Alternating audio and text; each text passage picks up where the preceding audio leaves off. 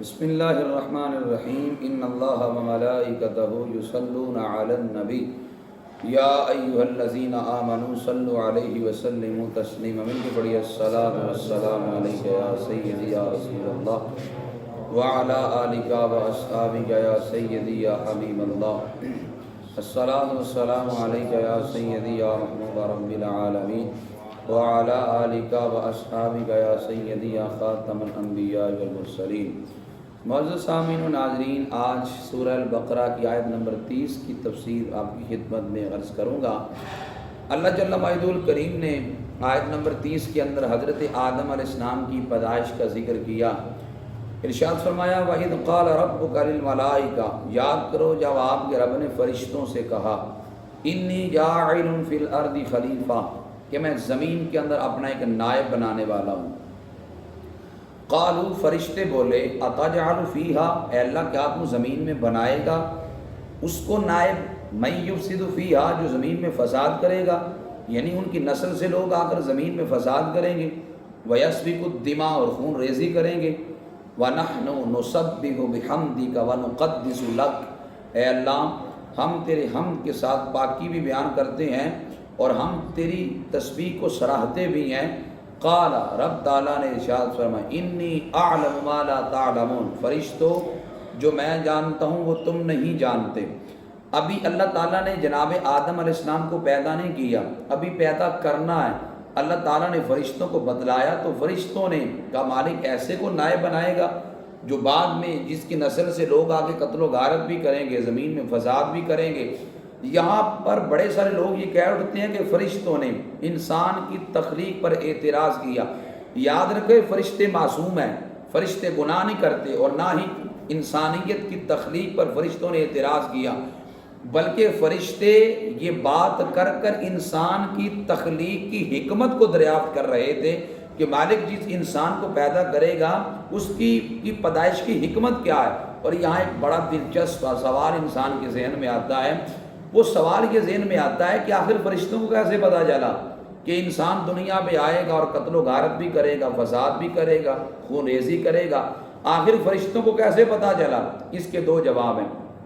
پہلا جواب یہ ہے کہ فرشتوں نے لوح محفوظ سے دیکھ لیا تھا کہ انسان آ کر قتل و غارت بھی کرے گا اور فساد بھی کرے گا، اس لیے انہوں نے یہ کہہ دیا کہ انسان آ کر یہ کرے گا۔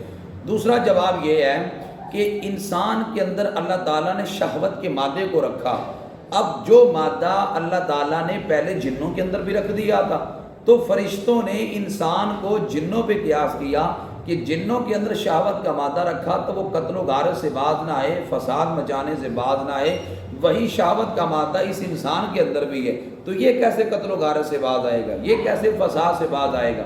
اس لیے فرشتوں نے انسان کو جنوں پہ قیاس کرتے ہوئے یہ بات کی۔ اب فرشتوں کی تعداد پہلے دیکھیں گے، فرشتوں کی تعداد کتنی؟ فرشتوں کی تعداد اس قدر ہے کہ مفسرین کرام نے اس کے ضمن میں لکھا ہے کہ جو دنیا پہ انسان ہیں گو کے کھربوں ہیں، دنیا پہ بسنے والے انسان یہ جنوں کا 10واں حصہ ہے، یعنی جن انسان کی بنسبت 10 گنا زیادہ ہیں، جو انسان ہے وہ جنوں کی بنسبت گویا 10 گنا کم ہے، اور انسان جنوں کا 10واں حصہ ہے، اور اگر جنوں انس کو ملا لیا جائے تو یہ خشکی کے جانوروں کا 10واں حصہ ہے، اور اگر جن انسان خشکی کے جانور مل جائے تو فضا میں اڑنے والے پرندوں کا یہ 10واں حصہ ہے۔ اللہ اکبر! اندازہ کریں کہ میرے اللہ کی قدرتیں کیسی اعلیٰ ہیں کہ آسمان پہ اندر فضا میں جو اڑنے والے پرندے ہیں، دنیا کے اوپر ساری انسانیت، سارے جن، خشکی رہنے میں رہنے والے جانور ان ساروں سے زیادہ ہیں، اور اگر یہ ساری مخلوقات مل جائیں تو دریا میں رہنے والے جانوروں کا یہ 10واں حصہ ہے، اور اگر جن بھی مل جائیں، انسان بھی مل جائیں، خشکی کے جانور بھی مل جائیں، اور خشکی کے جانور کے بعد فضا میں اڑنے والے پرندے بھی مل جائیں، دریائی جانور بھی مل جائیں، یہ ساری مخلوقات مل جائیں تو زمین پہ رہنے والے فرشتوں کا یہ 10واں حصہ ہے۔ اگر یہ ساری مخلوقات مل جائیں، پہلے آسمان پہ رہنے والے فرشتوں کا 10واں حصہ ہے، اگر یہ ساری مخلوقات مل جائیں تو دوسرے آسمان پر رہنے والے فرشتوں کا 10واں حصہ ہے، یوں 7 آسمان تک فرشتے زیادہ ہیں، اور اگر یہ زمین کی ساری مخلوقات اور یہ 7 آسمان کے فرشتے یہ سارے مل جائیں تو کرسی کے مقابلے میں جو فرشتے ہیں یہ ان کا 10واں حصہ ہے۔ اور اگر یہ ساری مخلوقات مل جائیں تو عرش الہی کے گرد جو پردے ہیں 6 لاکھ پردے ہیں، ہر پردے کے گرد جو فرشتے ہیں ان ساری مخلوقات سے زیادہ ہیں۔ اگر یہ ساری مخلوقات مل جائیں تو عرش الہی کے گرد جو فرشتے گردش کرتے ہیں ان کے سامنے یہ ساری مخلوقات ایسے ہیں جیسے سمندر کے سامنے قطرہ ہے۔ اس لیے میرے رب نے کہا تھا وَمَا يَعْلَمُ جُنُودَ رَبِّكَ إِلَّا هُوَ، حبیب آپ کے رب کے لشکروں کو خدا ہی جانتا ہے کہ اس کے لشکر کتنے ہیں، فرشتے کتنے ہیں۔ فرشتوں کی تعداد متعین نہیں ہے۔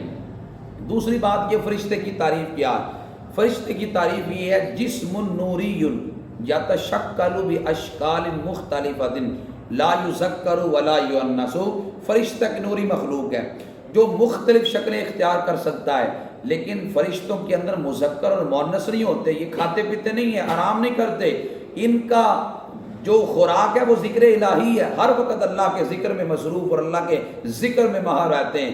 فرشتوں کی صفات کیا ہیں؟ فرشتے بہت سارے کام کرتے ہیں، یہ کرامن کاتبین، 2 فرشتے یہاں بھی ہیں جو ہمارے نامہ اعمال کو لکھتے ہیں۔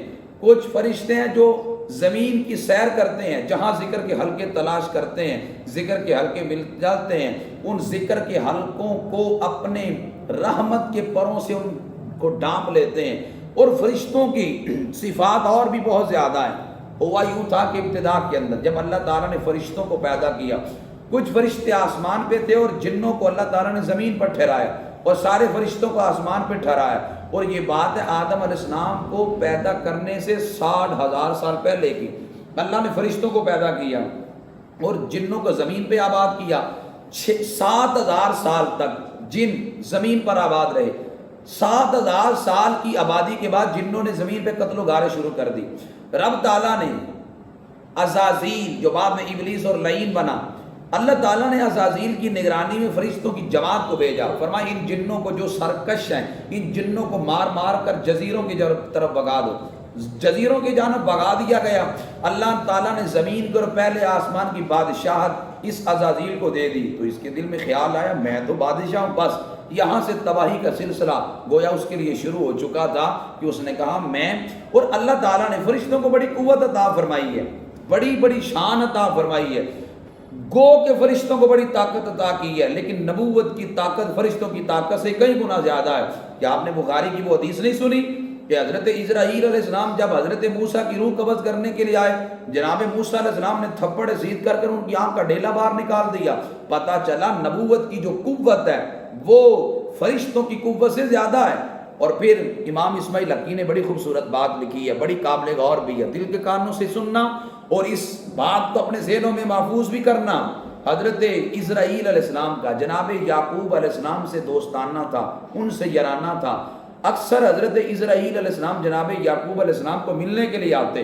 ایک دن حضرت یعقوب علیہ السلام فرمانے لے ملک الموت کو، اے اسرائیل ساری انسانیت کی روح تو قبض کرتا ہے، ہاں ان کے معاونین فرشتے ہو سکتے ہیں لیکن روح تو حضرت اسرائیل علیہ السلام ہی قبض کرتے ہیں۔ یعقوب علیہ السلام فرمانے لگے ساری انسانیت کی روح تو قبض کرتا ہے، تو اتنی بڑی اللہ تعالیٰ کی کائنات ہے، کیسے سب کی روح قبض کرتا ہے؟ آپ نے غور نہیں کیا؟ ایک بندہ اگر پاکستان میں انتقال کرتا ہے تو اسی وقت ایک بندہ بنگلہ دیش میں بھی انتقال کرتا ہے، اسی وقت ایک بندہ جو ہے وہ فرانس کے کسی علاقے میں بھی انتقال کرتا ہے، اسی وقت امریکہ میں بھی بندہ انتقال کرتا ہے، اسی وقت مغرب کے کئی علاقوں میں بندہ انتقال کرتا ہے۔ اب کتنی بڑی کائنات ہے، پوری دنیا کے اندر ایک وقت میں ہزاروں لوگ دنیا سے جاتے ہیں، سب کی روح حضرت اسرائیل علیہ السلام جا کر قبض کرتے ہیں۔ اب حضرت یعقوب علیہ السلام نے پوچھا اسرائیل علیہ السلام سے کہ اتنی بڑی اللہ تعالیٰ کی کائنات ہے، سب کی روح کیسے قبض کرتے ہو؟ حضرت اسرائیل علیہ السلام فرمانے لگے اے اللہ کے نبی یعقوب علیہ السلام، میں نے ابھی آپ کے پاس بیٹھ کر بھی کئی بندوں کی روح کو قبض کر لیا۔ یعقوب علیہ السلام فرمانے لگے کیسی عجیب بات کی، میرے پاس بیٹھے بیٹھے کئی لوگوں کی روحوں کو کیسے قبض کر لیا؟ حضرت اسرائیل علیہ السلام فرمانے لگے ساری دنیا میرے سامنے تھال کی طرح ہے، جہاں سے چاہتا ہوں بندوں کی روح کو قبض کر لیتا ہوں۔ اللہ اکبر! غور کریں، اگر حضرت اسرائیل علیہ السلام کی یہ شان ہے کہ ساری دنیا کے تھال کی مانند ہے، اگر ان کا یہ مقام ہے تو پھر ساری کائنات کیوں نہ کہ رائی کے دانے کی طرح میرے آقا علیہ السلام کے سامنے ہو۔ اب لوگوں کو یہاں پہ کوئی اعتراض نہیں، ساری دنیا کے بدعقیدہ لوگ اس بات کو کھلے دل سے تسلیم کرتے ہیں کہ سارے لوگوں کی روحوں کو حضرت اسرائیل علیہ السلام قبض کرتے ہیں، کسی کو اعتراض نہیں کہ ایک وقت میں کتنی جگہوں پہ کیسے جاتے ہیں، کوئی اعتراض نہیں کرتا۔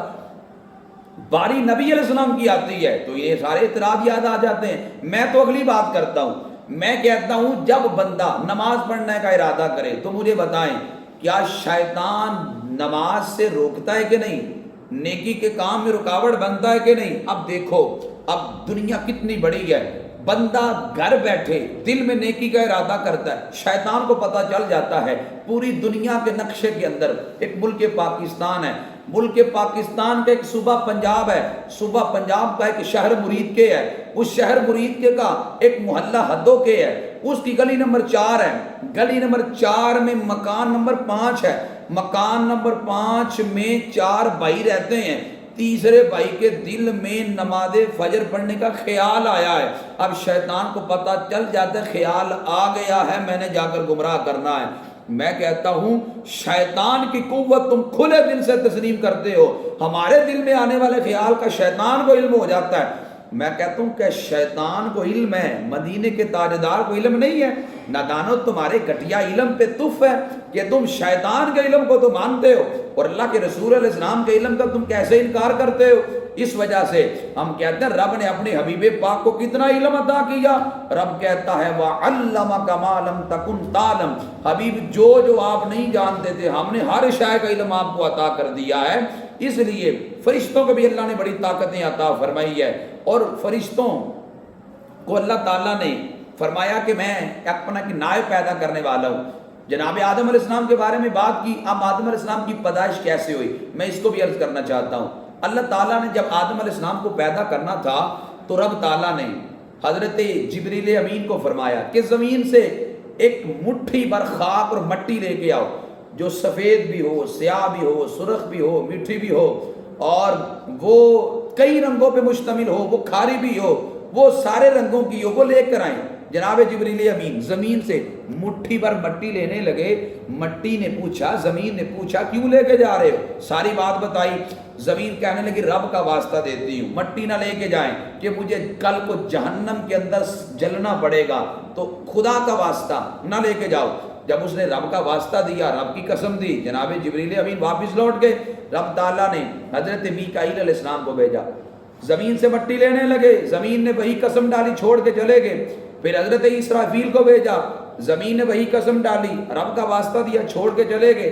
رب نے اسرائیل علیہ السلام کو بھیجا، مٹی مٹھی بھر لی، جانے لگے، زمین نے وجہ پوچھی، ساری وجہ بتائی، زمین رونے لگی۔ اسرائیل علیہ السلام فرمانے لگے تمہارے رونے کو دیکھوں یا اپنے رب کریم کے حکم کے دیکھوں؟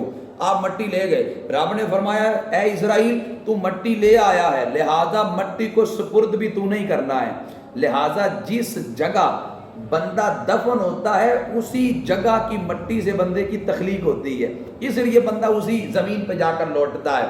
اب جب مٹی لے آئے، رب تعالیٰ نے فرمایا آج جہاں پہ کعبۃ المکرمہ ہے اس جگہ پر اس مٹی کو رب نے رکھنے کا حکم دیا، فرشتوں کو رب نے حکم دیا اس مٹی پر 40 دن تک بارش برساؤ۔ 40 دن تک اس مٹی پہ بارش برسی، 39 دن غم کی بارش برسی، 1 دن خوشی کی بارش برسی۔ اس لیے بندے کی زندگی میں غم زیادہ آتے ہیں، خوشیاں کم آتی ہیں، غم لمبے ہو جاتے ہیں، خوشیاں عارضی ہوتی ہیں، گھبرانا نہیں چاہیے۔ اقبال نے اسی لیے کہا تھا غم کا خوگر ہوا انسان تو مٹ جاتا ہے غم، مشکلیں اتنی پڑی مجھ پہ کہ آسا ہو گئی۔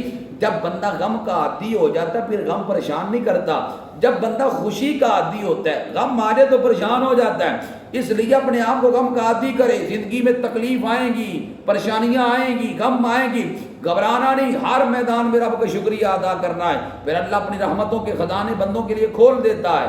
جب بارش برسائی گی، مٹی کا گارا بنایا گیا، مکہ اور طائف کے درمیان وادی نعمان میں رب نے اس خمیر کو، اس مٹی کو رکھنے کا حکم دیا۔